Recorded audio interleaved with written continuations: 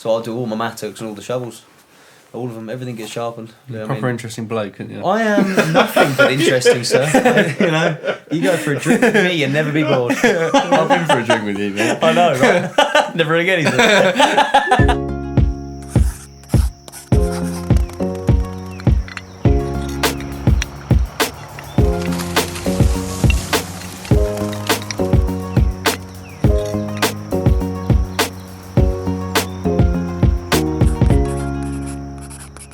Welcome everybody, we're back on the Outside Crowd podcast and I'm with three people. I was going to call them tools because tonight we're talking about tools, so I've with three tools here. We have Ryan, Jake and Billy. So I think it's tools of the trade, everybody uses them, and as we got people from three slightly different professions, it's interesting to know what they use and why, so we're just going to let them rip, and this isn't any sort of product endorsement or anything like this. This is just basically... I would like a new drill. This is just basically what the team like, what they like using, what they're not so keen on and why. So let's throw it over to the boys and say, what's your favourite bit of kit? It's got to be my mattock. I love digging a hole. I'm a big fan of a mattock, but it's not really a power tool. But you're probably a bit of a steel man here. Me? Yeah. Yes. Yes. Yes. I mean, the two big names in chainsaws is Husqvarna and Stihl. But I use Stihl because I've just learnt on them and I just like them. The only problem is their parts are really expensive and they have, at the moment, for some reason, about 2 months waiting time for any single part, which is very annoying. Is that the same for both Stihl and Husqvarna? I don't know because I don't use them. Oh. I've no idea. But what we do use as well is Echo, which is a Japanese Japanese brand, which are really good. And I just find them infinitely more reliable. So you're not, although the wait time might be even longer than Stihl, I haven't had to get parts too many times from them because they've got to come from Japan as opposed from Europe. I'm not sure how much of a difference that makes anymore.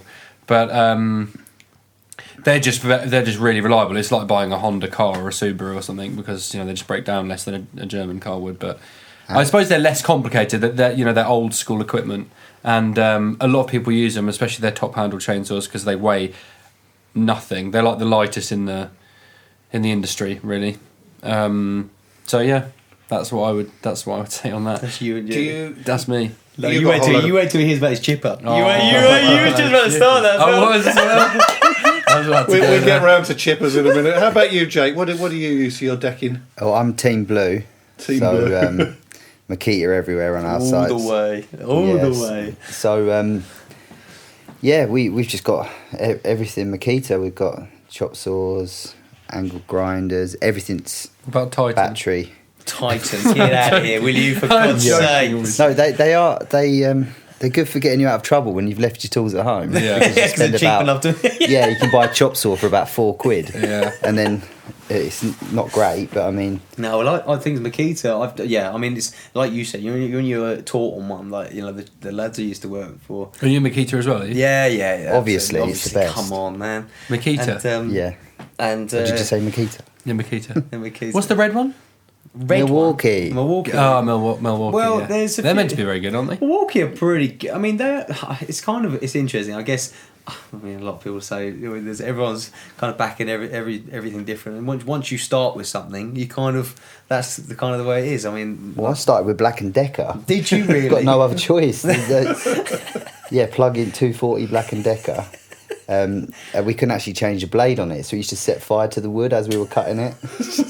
I melted through it, but eventually I earned enough money to buy it. Well, I remember I've still got my first drill set I bought, and it's a 2011 plate, and I bought it. That's heavy. I bought it. Yeah, right. Actually, I borrowed another friend of mine's Makita, his Impact, and I tell you what, he has a new Impact, and it sang against mine, and I was so upset. But I've had them for so long because if you look after kit, it lasts. Like 2011, I've had my combi drill and my Impact. And I've always say to people, buy things in boxes. These people, the people buy stuff, buy drills and something. They have them in bags. If you're a landscaper and you haven't got your tools in a box, go buy one. Because and that is something actually.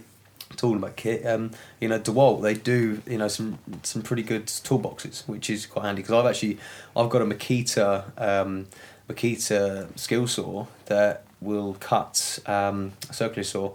Makita circular saw that will cut through 100mm sleepers, so it's handy because you're not having to use a chop saw. You're not having that danger of trying to have up onto the chop saw. You've got the freedom of being able to have your chop saw on the pile of oak sleepers, and you can then rip through them. But it didn't come in a box. And the box that I did ask, I said, did it come in a box? It's not as tough as the DeWalt one. So I've actually, this might be go mad. Some people might go mad. I've actually got a Makita circular saw into one of the DeWalt boxes, like the nail gun boxes, the second and first fit nail gun boxes, because they are handy. Keep them all in boxes, and all the stuff stays in there. So when you need it, you just pick up that one box, everything's in it, stays clean and dry. The tools do last when you look after them, especially good quality ones. We do use DeWalt T-Stack as well. Oh yeah. For our storage because it is. That's it. Strong. Yeah, but that's the thing. I mean, I think that's the one that I guess definitely in our industry, we are out in the elements. There's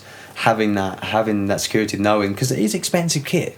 If you've got a bit of expensive kit, you want to look after it, and having them good boxes are handy. Because I've got my circular saw, my jigsaw, bits inside that box. So if we need it, it's handy to have the box. Plus, they are quite big that you can actually rest something on them. You can if you have two of them there, you've got your little tape. You can actually create a table, so you can work up off the floor. So don't you have a workmate, Black and Decker workmate? No, I got rid of that a long time ago. Do you remember them? We're winding together, clamp the thing. I was wondering if Jake might have had one when he started with his. Still got it. My granddad Bunt used to have one. Yeah, he used to do it, and he used to make. He used to actually make little reindeers every year, and. He used to clamp it was just a bit of silver birch or a bit of hazel that had shot out from the ground, and he'd make the legs and he'd put it in there and clamp it. It's 2 wheels on each side, eh? Yeah, if you do one too fast, the other one's a bit tight. He would spend about a day and a half to make a reindeer, and he'd sell it for about $5, and he just did it. Find a job you love, they say. Yeah, he didn't do it for money. No. But that was a little Black and Decker table. So what do you find? Because you guys usually use decent kit. Do you find there is much difference between the top end manufacturers, or do you? Yeah, the thing is, it's hot. It's or is it just personal preference? I think a lot of it is personal preferences, and a lot of it is certain manufacturers will be targeted to more. Like Husqvarna, a lot of people who do forestry will use them. Or farmers. Do they? Oh yeah, all the farming boys love a Husky. Husqvarna. Yeah, you can get a really cheap Husqvarna as well. That's pretty why then. Well, maybe. But yeah, so and there's like chipper brands. There it is. He couldn't get a grin off his face.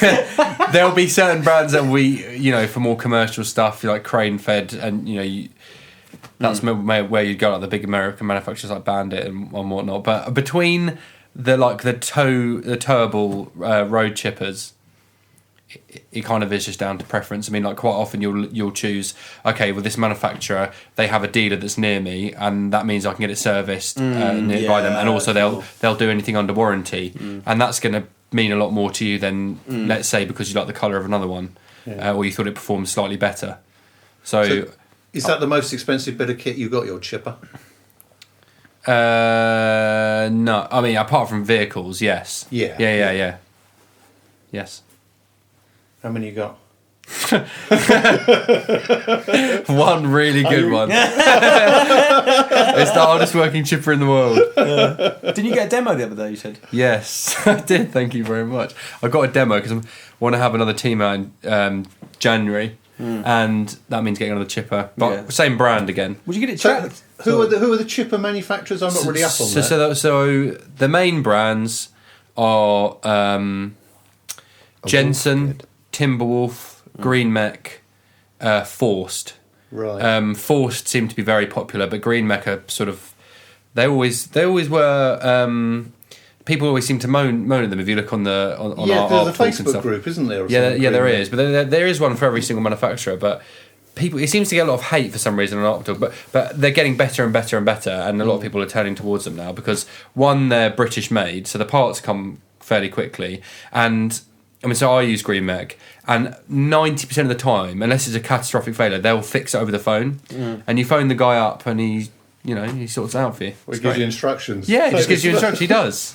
He does, and you'll be under there, you know, you just Oh, wow. have the phone like that. And There's nothing worse than being stuck somewhere for something so silly and having that flexibility. Hey, yo, this has happened. What do we need to do? They've done it so many times for me now. They've got me out of a really sticky situation. Oh, really? Yeah. Oh, fair play. Like, for example, like the other day, it just had a complete and utter failure. The screen went off, the engine went off, the key wasn't responding, nothing was working. And I was like, I think it's gone kaput. Like, I honestly, that would, and then I would have had to take it. It would have been a day out somewhere. They'd have had to scratch their chins about it. But I literally phoned up and he said, "Yeah, lad, I don't know what's up with that." And he told me that if I go into the fuse box, he's like, "Go into the fuse box because it's here," and he said, take the fuse out and put it in a different holder because sometimes the holder breaks. I was like, okay, wrapped it up with loads of tape and did that, and hey presto. There you go. God, that would have cost you a day. I need to sort that out actually because I still like that. But Thanks for reminding me. Yeah, that's actually quite good. Yeah, I need to get that sorted. We did that with Kaboot with the diggers once, and we had one delivered, and I couldn't get it going, and we got through to Kaboota, and it was the seatbelt had to be engaged to use this new digger. Well, I was so it's always used to safety, jumping on them. Yeah, it's always something to do with safety. But yeah, it did hold us up, but we just had to put the seatbelt in and carry on. The first thing I do, if it doesn't, process elimination, if it doesn't start for the conventional kind of, does it have fuel? Does it, the simple stuff? After that, it's safety. Doesn't matter what it is. There's a button somewhere that does something. We got a mower there the other day, right on, and at the back of it, I took the box off the back because it was easier for us to take it off the vehicle. Because I didn't put the back grass catcher on, I was thinking, I'll have a bit of a spin with this before I go to my next meeting. Drive around having a crack, and I thought to myself, I'd like to see what them blades are doing, and for love nor money. And I thought to myself, hang on, it's got to be safety. Yeah, it's just a clip at the back there. And the thing is, you think, I'm nowhere near the blades. The back there is nowhere near that grass box. There's nothing to do with but it could flick stuff up as well, can't it? That's what I'm trying to do, flicking the neighbours. There is a field next time, I'm joking. So what's your view now? Because especially with sort of climate implications and things and being environmentally friendly, do you prefer using sort of like the fuel powered equipment, or would you prefer to have electrically charged and rechargeable? That's quite a good one. Well, I mean, and is there much benefit in using one or t'other? It's the noise aspect for me. I mean, I know that the DeWalt guys have been doing quite a lot, and everyone really, has been doing quite a lot. But I do know, I guess years ago, I think DeWalt were a little bit ahead on their batteries, especially with their chop saws and stuff like that, because they've got the battery powered chop saws. I think it would, being the noise, not having that power cable running through the site, so you've got that safety aspect of it straight away. There are things that are quite handy to have as battery powered. I mean, like petrol grinders. There's the bigger grinders that are now battery fed, battery powered, and they are a bit better. So would you change over wholesale from one to other, or would you just do it gradually, or would you just saying I'm definitely going to use a petrol? I think I would use. I mean, because still do a lovely battery powered saw as well as a little grinder, but for what we need it for, we do need the power, especially cutting through them bigger flagstones. We do need the power there, but I think little things. I think the smaller items, I think, are. If I could, I would swap all over to electric, but I don't. It's just not up to standard yet. Not yet. That's the thing. They're not. I mean, I think for your domestic user, they're perfectly viable, but in a commercial setting, or if you're doing it as your profession, they're not up to standard. I mean, the top handle chainsaws. Yeah. There's a lot of electric ones, and a lot of people are using them because how often are you cutting? You spend most of your time going out to the limb, and then once you set, it's you've made one cut. Yeah. And when I did my climbing tickets, that's what I use. I use a Husqvarna electric top handle chainsaw, and it's great for communication because that is the most important thing. Yeah. Although we've got a helmet communication, just to be able to go.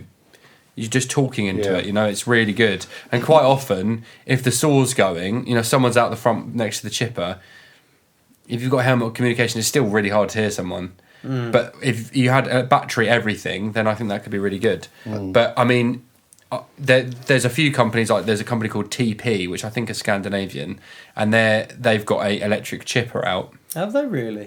It's still noisy. They're really noisy. They've got to whir up, and then you're putting a bit of wood which is being chipped, and that's just going to be naturally noisy.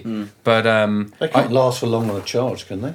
I don't know. Apparently they're quite good, but they're mega expensive. Well, I think you're right that for me, I feel like it's just in some aspects it's not there yet. But that top handle, a friend of mine who's a tree surgeon, he's out in Canada at the minute, and fair play. He's always talking about electric, being powered, because it is. You've got the noise, you've got the chemical, you've got the. Yeah, if I could not be next within a foot away from a 2-stroke exhaust pipe most of the day, that'd be great. Yeah. I would like to know how many years have been shaved off my life from it. It's probably horrible. I think a lot of the time, if you do opt for battery, you need to have sharp blades, because if you have a battery, we've got battery everything. As soon as the blade's on its way, you kill batteries. The thing is that I would, but that's you're absolutely right. But I always keep everything as sharp as possible. Always everything is as sharp as possible. All right. Because it is. No, you're right though. Because it does kill batteries. But it kills batteries. It's kind of dangerous as well. Especially because like I said, that big skill saw I've got. That circular saw, cuts through 100 mil, oak. So if you're cutting through 100 mil oak, and then you've got a bit of a dull blade on that, and that kicks, the blades. The blades are the best part of £100. Well, no, they are. But the thing is, there are lads around here. Well, can you sharpen them? Yeah, you can. You get them sent. What, with all those tiny little teeth? That's it. Yeah, all the tungsten bits. Yeah, they get sharpened. Yeah. Oh, you send them off? But yeah, that's it. Yeah. You wouldn't do it yourself. Absolutely not. But that's just time, though, isn't it? But they're, like you said, they're £100. As much as so, if you have two rotating, so you have a sharp one constantly. If something happens, you have that other backup sharp. If that happens, you send that off to get sharpened and back again. When it's less than £100. Well, for me, it's more. I guess for me, it's more I wouldn't like to waste it. There's like a change. How much does it cost to sharpen them? I think they're about. If I said between 20 or something, something like. So that's plus it. postage. That's right, that's it. But no, there's lads that come out to site to do it. So there's people who sharpen tools up. Can you just make it into a plate or something? You could make it into a clock. Or dinner plate. Clock. Yeah, do that. So it is worth it. But you sharpen all your chainsaw chains, don't you? You do that, and that's pretty time consuming, I imagine. It's certainly. It depends how often you do it as well. If you use them, for a long time, then it's going to be a long time to sharpen them. But at the end of each job, you just run the. Do you ever use? Do you ever have in the workshop? Do you have electric? Do you have electric sharpener? Yeah. We'll only use it if we've gone through some metal or something. Yeah, sure. So what we'll do is we grind past the. We have to anyway. The the point. Smallest tooth has to be the. Yeah, so we'll grind past that. Yeah. And then we'll just finish it off with a hand file to get back where it is. But if you try and hand file something you've gone through metal with and it's all bent over, you'll be there for days. So what we do is we have like a hook and we just have all the cruddy old files on chains on there, but sometimes if it's a bit of a yard day, we'll stick them through the electric. Yeah, that's a good idea. And then we'll do a hand file of them. But if you've sometimes we did this one job and it was a massive tree, and it's got a 32-inch bar on it, which is a fair size, and you can think of how big the chain is on it. And there was a massive bit of flint in the middle of the tree. Literally, it had obviously grown up from when it was a sapling, and it was about 10 foot up the tree. Not 10 foot, probably about 5 metres, and it was a big bit of flint like that, right in the middle. Yeah, and it had all been moulded round by the tree. It was incredible. Anyway, but we went straight through it with the chainsaw. So every time I was like, "What the bloody hell is that?" Right, I was like, "We're about 5 metres up. How can that? It can't be a bit of stone." And then it was. So, and the chain itself is probably about £45. And then I'm not going to. That probably takes hours. Not hours. It takes about an hour to sharpen that if you're going to do it all by hand. Yeah, we sharpen our shovels we sharpen about 3 times a year. So I'll do all my mattocks and all the shovels, all of them. Everything gets sharpened. Proper interesting bloke, isn't you? I am nothing but interesting, sir. You go for a drink with me and never be bored. I've been for a drink with you, mate. I know, right? Never again. Couldn't you offer that as a training scheme, Ryan's shovel stir? Shovel turn up, you mad? So none of you, most of you stick with one brand then? You'll tend to stick with a brand? No, happy to try. Or you're happy, or will you mix and match? You just try a bit of kit and then say if you like that, buy it. I think it's if we've got DeWalt nail guns. Yes, Makita do have a nail gun, but they are big and bulky. What about pass load? The pass load. Yeah, you're talking about gas then again. You've got the gas, and because they're we wicked. don't. They are, yes, but we don't use them as much because we'll have fencing on our projects, as we're doing them. So we'll have that tool to hand, But having the PAS loads, I mean, do electric ones not? You don't have to. No gas. Really? No, How does it work? It just compresses the air. Then brushless. it must take a bit longer, mustn't it? No, because you have rapid because there's rapid nail setting on it. So if you're doing feather edge, Yeah, but you do need to put a full size battery on, don't you? Opposed to Pazload's tiny batteries. Yeah, it's a tiny little. yeah, battery. but that's only that's right. Yeah. But I just like the. Do you? That is cool, isn't it? Your sound Do effects are not good give today. him a Pazlo. No, I've used them, mate. I love You're them. taken away from you straight away. Oh, great. Yeah, Pazlo's are good. We used to. But you I don't- used you to get- use them a lot when I was building. It's tricky when it's cold. When the That's gas, the thing. gas That's doesn't- exactly right. And the thing is, when you do fencing, you do fencing when the ground is softer, so it's easier to dig. And Are usually, you that fussy? no, I am. Yes, across the board, yes. But if you are using in different weathers, and it's that cold. And you got sleeves trying to take slats apart and they're all stuck together with the frost still. Yeah. The last thing you need is a PAS load out there because it just wouldn't work. So, we do mix across the board. We do depending on I got recommended to when I said I'm looking for a nail gun. Who uses what? That kind of way. I had a friend of mine he said I use the DeWalt's and again because I can get it in a box. I got the first and second fix. And it's just that's what sold it to me really. Right. What sort of kit have you got any kit that you haven't got, Jake, that you need to get? All of it. I've got everything I need. There's a few things that are sort of you don't need them, but it'd be really cool to it's have the one. them. I really want. I mean we've got all of the track saws that you can get. Track saws that. Do you use sort Festool of at all? No. Festool. I find Festool's more like internal trades. Carpentry. Like, Yeah, what it is. Yeah. we aren't as we are precise. Definitely, we are precise. But That's in a more kitchen, joinery, eh? you've got. I no did other some choice decking and but used to to be- Festool. It was wicked. It wasn't my profession. So. No. I'm sure. I'm sure they.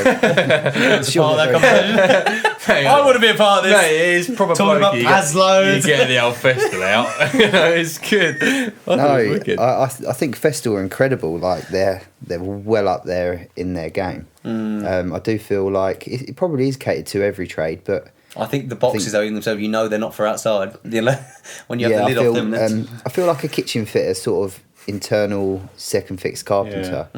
I feel like Makita's more suited to the first fix carpenters and deck installers, roofers, and stuff like that. Might not be the case whatsoever, but that's how I see it is. And it's Makita's just our favourite. And if there was a tool that I could buy, it probably would be a reducer. Oh, okay. Reducer? A board reducer, because thicknesser. Sounds like a new movie. It's a thicknesser.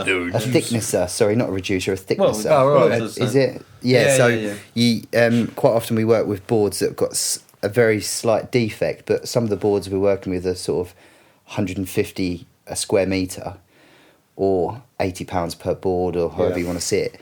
And if there's a discrepancy and you've got a couple of boards left, it'd be good to run it through so you can get it all So you just flat sort of- without using shims and stuff like that. At least you can get Oh, I see. Yeah. You could run it through that. That would be.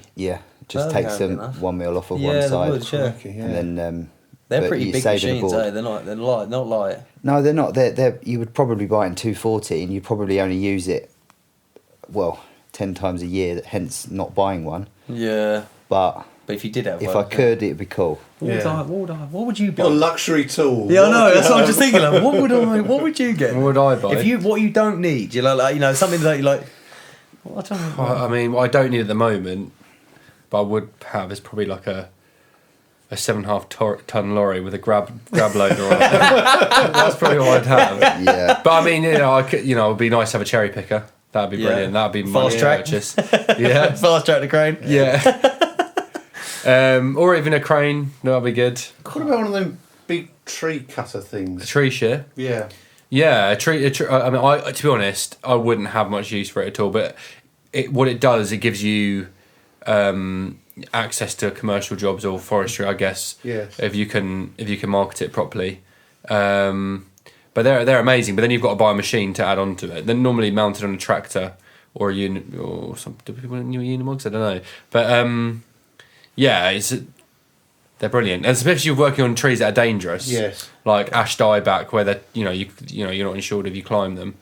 Or they're just too dangerous. Yeah. And if there's not access for a cherry picker, i.e. because it's really muddy, I mean those track cherry pickers, they get stuck within 2 seconds. But if you can get a tractor in quite a few places, you go there and or the side of the road. How'd they go? So that would be your down. most important bit. Would you reckon a cherry picker? I think for me at the moment, where it's going, a cherry picker would just make me far more productive. Yeah. I just want a new shovel for some reason. That's all I got. I'd love a brand new little, maybe like a little cable layer in Newcastle. Something like that. Just it's nothing really, but that is A cable layer. a cable layer. Yeah, it's just Yeah, small. they're cool. Aren't Yeah, they? man. It's the only way. It's a mini graft. I've always got that in the back of the car. Always. Don't matter where I'm going. Even that and a mattock. Doesn't matter if I'm hanging curtains. I've got one of them with me. Right. Right then. What about maintenance? Spend a lot, cost a lot, out of proportion to what you expect.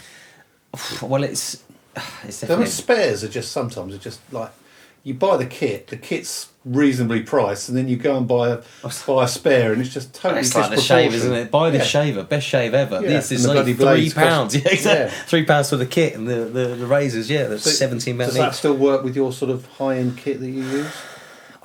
I think because it does cost quite a lot. I mean, I know every all the engines we have, anything with engine, like our bellow whacker plate, bits like that. I'd always make sure they're serviced. We've got spare belts at the yard and stuff like that.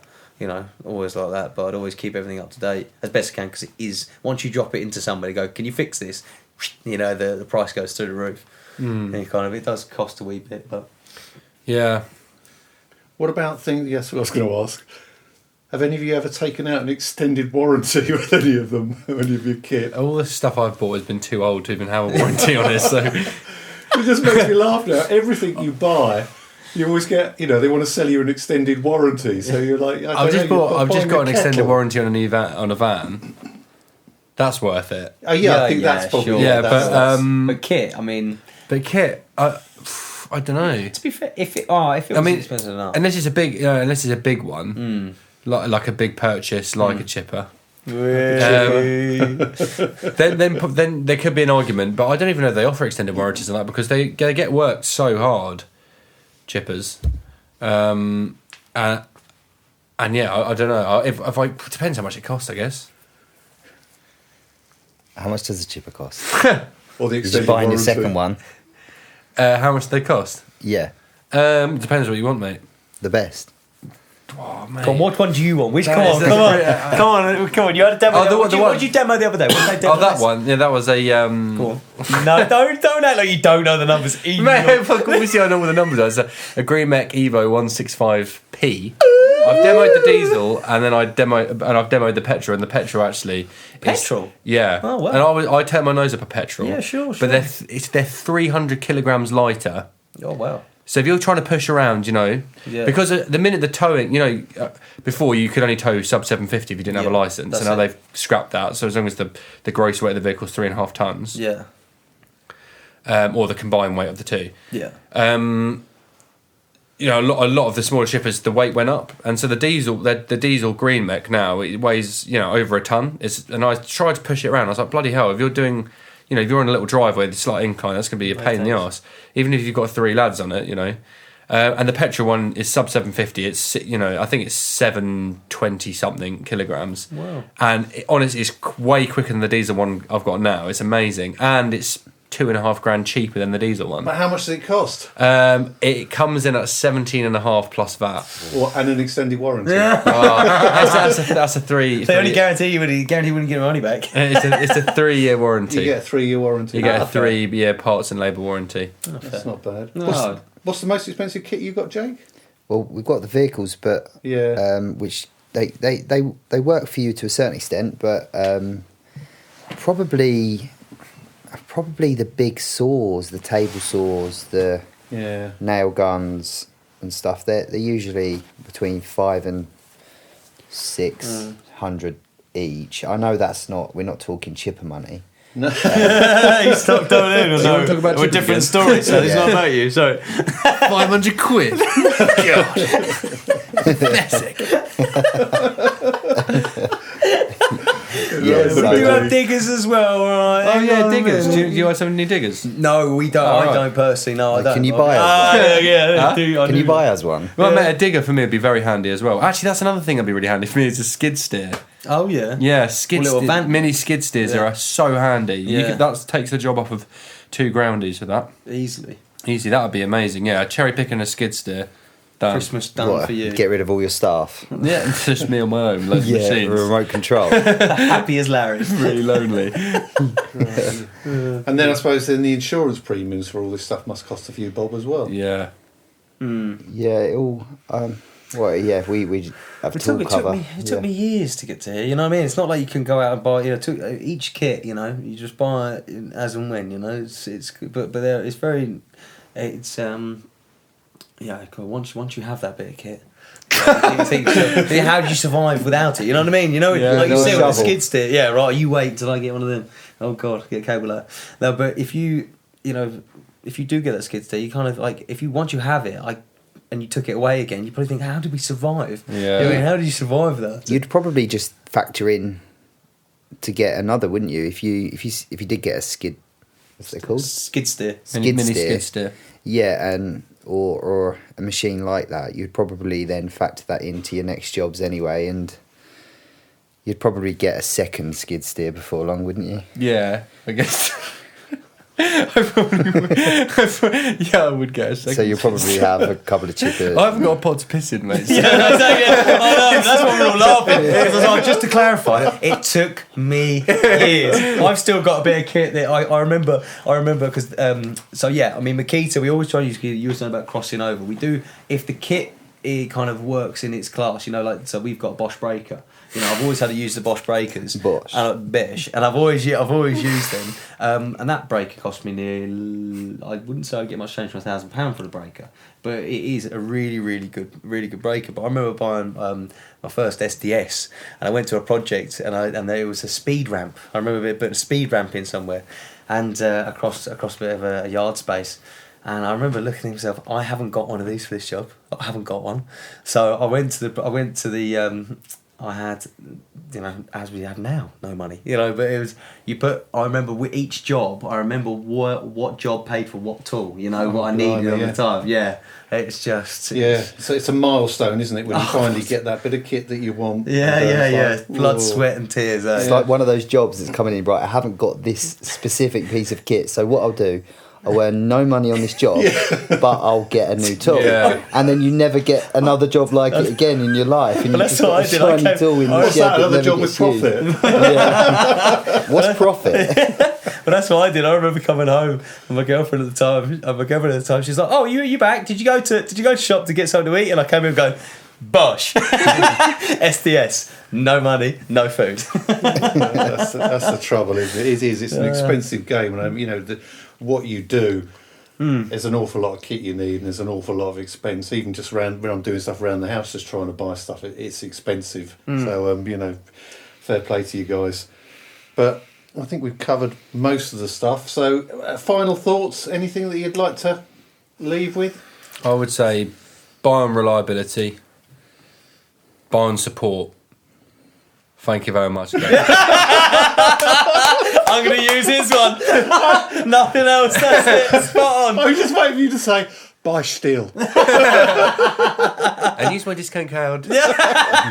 Discount code. Nice, Discount Jake, code. anything you want to add at the end? What I would say is if you're in need of a tool, before going for the cheapest one, I would say hold out a couple more weeks to get the best version of that tool. Yes, exactly. Because if you're already in the position where you need that tool, yeah, quite often we've gone and said, "Oh, but there's a similar one that's cheap. £100 less." Nah. You regret it straight away, but then you're back to zero, and you still could do with the better version. It's the So Well, they say Hold buy at out. a cheap price, buy it twice. That's it. yeah, There you go. God, you're full of them today. I know. Ryan, anything? Can Any you do words that of in your wisdom? advert voice Final instead? words of wisdom? No, I think like Jake said, I think buy quality. Buy it once. Yeah. Buy it once and look after it. I think that's the only thing for me is if you do need it, like you're saying, look for the quality.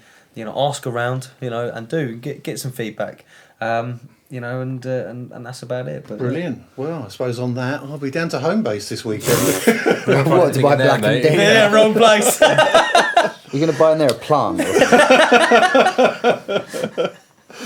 Yeah, I don't know. I'll see what I come up with. But no, brilliant. No, thanks, guys. It's been a good chat, and covered some interesting stuff. So goodbye from the team. See you later, guys. See you later. And we'll see you next time on another Outside Crowd podcast.